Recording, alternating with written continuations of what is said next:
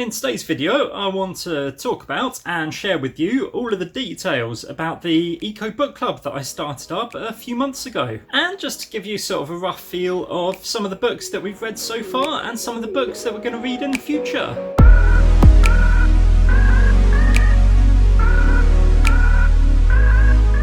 Hello there, thanks so much for tuning in. So I'm Tim, here at My Carbon Coach, channel all about allotment life, sustainability, eco-living, that kind of thing. And we're in a completely different location this time round. We're not on the allotment, as you can tell. We're actually in mine and my wife's flat. Just the weather's awful, and this is not about gardening this week. This is about, as I just said in the introduction, the Eco Book Club. So before we get into the meat of today's video, please don't forget to hit that thumbs up button. If you like the video, you can hit the thumbs down if you really want to. And if you haven't already, smash that subscribe button. And there is a little bell notification as well. I know everyone who watches YouTube sort of knows about this, but the bell notification, the notification bell, will tell you when I post new videos. And the majority of the time, that's on a Monday at 6 o'clock. Obviously, today is slightly later.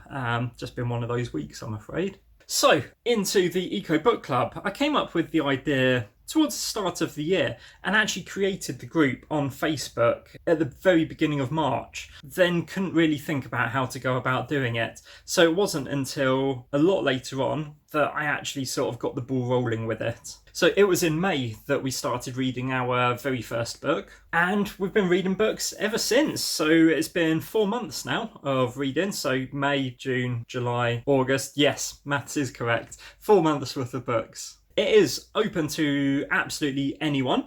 It is on Facebook though. I know not everyone has Facebook, etc., but that just seemed the best way to create a online group. There's no physical meetings. However, I mean, we might introduce sort of Zoom calls or Hangouts in the future. That's something that I might need to look into, but it's not something that we do at the minute. It's all just done with text and in comments. There is a link down in the description to the Facebook group for the Eco Book Club, and please, if you're interested in it all, go and check it out. We read a book a month. However, you don't have to. You can just jump in and out as and when you feel like it if you've got the time, or leave it for the month if you haven't got the time. So I want to talk you through some of the books that we've read so far and give you a little bit of an idea as to some of the books that we're going to be reading in the future. So in May, we started out with a book by Will McCallum called How to Give Up Plastic. And Will McCallum works for Greenpeace. He's actually the head of oceans. And this was a really, really interesting read to start off with. It has, just over 200 pages. And it's broken up into really manageable chapters. And there's quite a nice sort of flow to it. And then it's broken up by big facts and quotes and things. And there's even interview sections where he interviews people that he works with or that has just come into contact with through his work with Greenpeace. And he's got his very own hashtag on the back, as everyone has to have their own hashtag these days, Break Free from Plastic. So that was the first book that we read, and that was really, really good. Really enjoyed reading that and opened my eyes to a lot of things. Did you know that Bangladesh, just as a whole, has completely banned all plastic bags, whether they are single use or bag for life, which doesn't really mean anything anyway. Yeah, who knew that? So that was one of the things that I learned from reading this book. So that's book number 1 from May. Then we headed into June and we read How to Save the World for Free by Natalie Fee. And this book is fantastic. It is also eco-made, so it's, when I first got it I was like, oh, this is bound differently. I don't know if you can make that out or not, but it is made and bound in a sustainable way. So there's a whole argument about whether books or ebooks are better.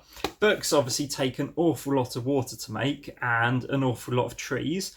Ebooks, well, you have to have an e-reader, and that needs lithium batteries and things like that. However, the more that you read on an e-reader, you do end up reaching a tipping point. I think it's about 50 books you need to read on an e-reader until it becomes more environmentally friendly than a paper book.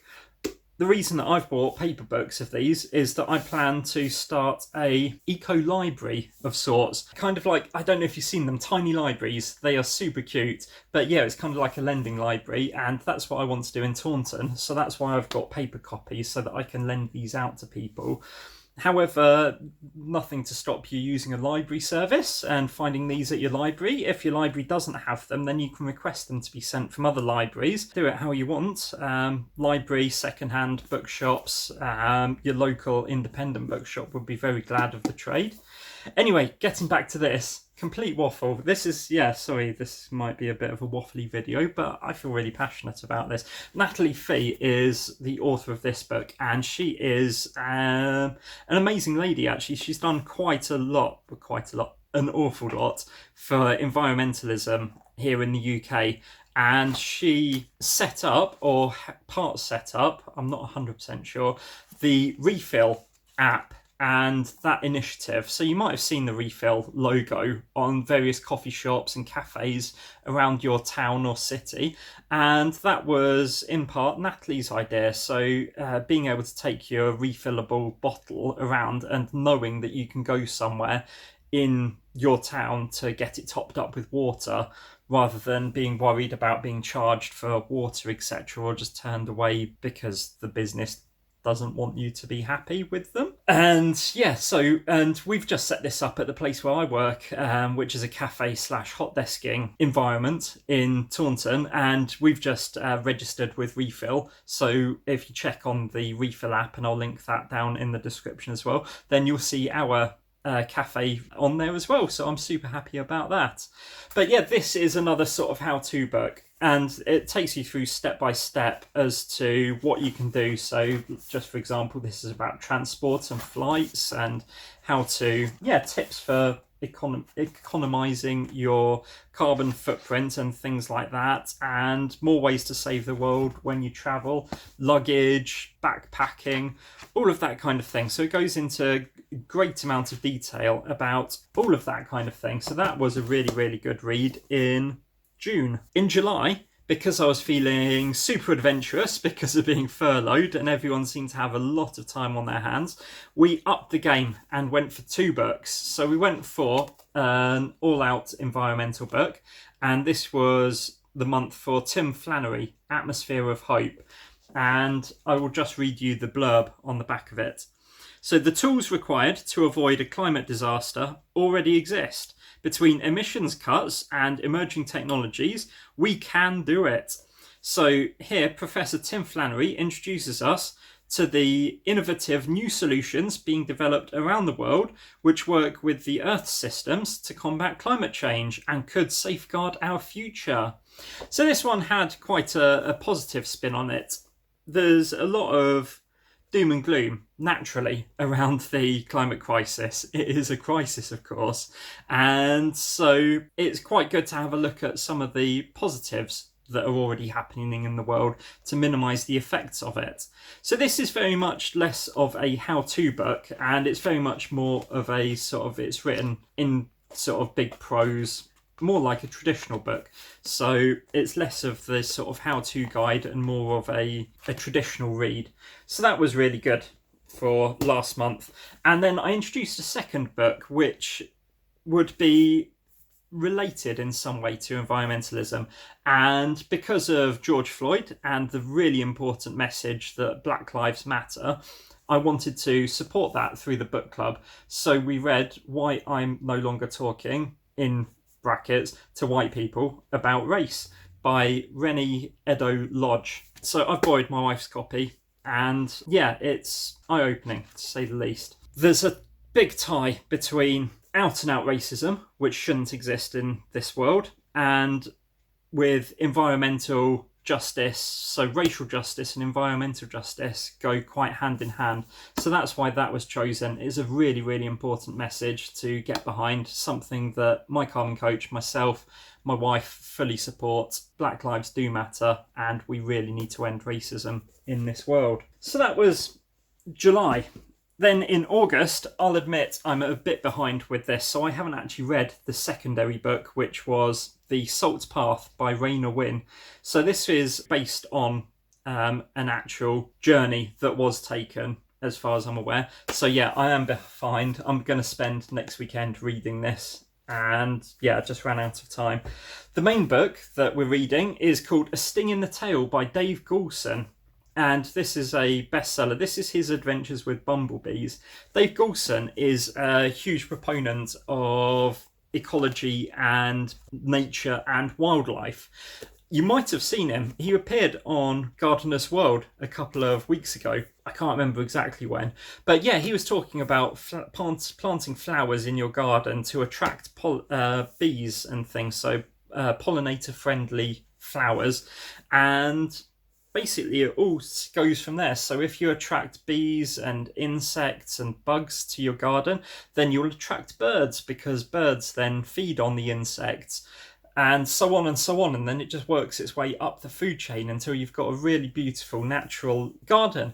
And that's exactly what I tried to do at the allotment with my little wildflower section. Tried to be very mindful of giving a space to bugs and insects and bees, whilst also giving myself some food as well. So Dave Goulson is an absolute expert on this. He's got his own YouTube channel as well. I did a little bit of research on him, and he's got his own YouTube channel. So as always, link down in the description. I will put you through to that. So for the next month, September, we've got a couple of books. So the first one is a brand new book. It's literally only just come out, and it's by a chap called Eric Holthouse. And I don't have it with me. There'll be a little picture of it just here. And it is called The Future Earth. So it's hard to describe because I haven't actually read it yet, but from what I gather, it's Eric's look at what the future of the world could look like if we were able to sort of incorporate environmental practices in our day-to-day lives. The second book, and I have picked this up, is The Beekeeper of Aleppo. So from what I can tell, it isn't 100% just about beekeeping. It is, again, a work of fiction, possibly based on real events. And it is set in the Syrian city of Aleppo, and they have to flee Syria. So I'm not 100% sure that there's a lot of beekeeping, but it became very highly recommended, and there's a very loose tie in there to environmentalism with the title. So we thought we'd give that a go as well. So haven't actually read that because it is next month's, and like I say, I still haven't actually made it round to the Salt Path. Been a little bit naughty, but there we go. So for future books that we're going to be reading in the book club, there is a brand new book coming out by a lady called Kate Flanders, and she wrote this one, The Year of Less, and we haven't covered this one either, but Kate's new book looks really good, so hopefully we'll be covering those. There's also a book which hasn't even come out yet, which is called Your Planet Needs You, and it's by a lady called Amy, and Amy is actually a member in the Eco Book Club, which is absolutely wonderful. So we're all going to get behind her and pick up her book, Your Planet Needs You, when it comes out. We're going to read it, and it's absolutely fantastic that Amy's in the group, because then hopefully we might be able to sort of get an interview going, or some sort of behind the scenes knowledge as to how she went about sort of putting the book together. So that's really lovely. I also picked up, whilst I was out the other day, a book called Rewild Yourself, and this is by Simon Barnes. And rewilding is a really interesting concept, and it's got a little comment on there that it's such a good idea by Chris Packham, who is a bit of a legend. So rewilding is kind of like the Dave Goulson concept of sort of introducing a home for insects and bees and things like that, and then gradually you'll just introduce more and more members of the food chain back into it, so you can help to rewild your town, etc., or just start in your garden. It's absolutely fantastic. So I wanted to cover a little bit about rewilding in the book club in the future. Another concept that I heard about recently was solar punk as a genre, and I haven't explored too far into this, but it's looking at writing sci-fi fiction looking to the future, but instead of a dystopian future, sort of Blade Runner-y kind of grim, dark cities that are just teeming with life, but there's no sign of greenery anywhere. It's taking the opposite approach. What will happen in the future if we do take on board this need to be greener and more environmentally friendly? How would that future look? So I'm really eager to try and find some solar punk stories as part of our reading, probably as the secondary book rather than the main book to begin with. If you have heard of solar punk and have any recommendations, please drop them down into the comments below. I'll be back next week with a new allotment video, so thank you very much for bearing with whilst I talk about the book club. It's something that I'm really passionate about, so I wanted to share it with you. It's not all about the allotment, it's about sort of environmentalism as a wider concept here on My Carbon Coach, but we will be back at the allotment next week. If you want to see how progress is going, I do share allotment photos and stories and such on my Instagram, and you can find me on Instagram, Twitter, Facebook, LinkedIn, all as just at My Carbon Coach, and you'll find me in those places. You can also find me on Patreon, and I just want to give a huge thanks to my patrons that are already supporting the channel. So you're doing an absolutely wonderful job. I appreciate you so much. And if you'd like some more details as to what Patreon is and how you can help support the channel and everything that My Carbon Coach is trying to achieve, there is a link down in the description. You guessed it. So YouTube is going to recommend you a video to watch next over here. So if you'd like to check that out, that would be fantastic. And there's a little round disc over here that will help you to subscribe to the channel if you haven't already. Thank you very much for watching. Take care of yourselves, take care of your plots, and have a fantastic week. Cheers.